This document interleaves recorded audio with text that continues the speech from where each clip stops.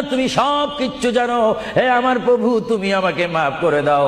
আমার আল্লাহ বলে, তারপরও যদি তোমাদেরকে আমি মাফ না করি, তারপরও বান্দা তোমরা আমার রহমতের দরজা থেকে ফিরে যাইও না।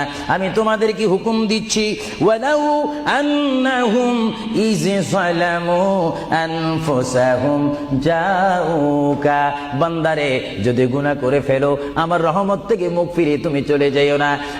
বান্দা, আকাশ পরিমাণ যদি গুনাহ করো, পাতাল পরিমাণ যদি গুনাহ করো, সাগরের পানি পরিমাণ যদি গুনাহ করো, পাহাড় তুলনায় যদি তুমি গুনাহ করো, আমার দরবার থেকে তুমি নিরাশ হইও না।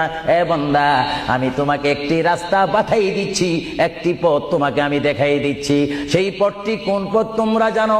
ওয়ালাউ আন্নাহুম ইয যালামু আনফুসাহুম জাউকা, বান্দারে যখন তোমরা বরবাদ হয়ে যাবে তখন তোমাদেরকে একটা পথ আমি তোমাদেরকে দেখাই দিলাম।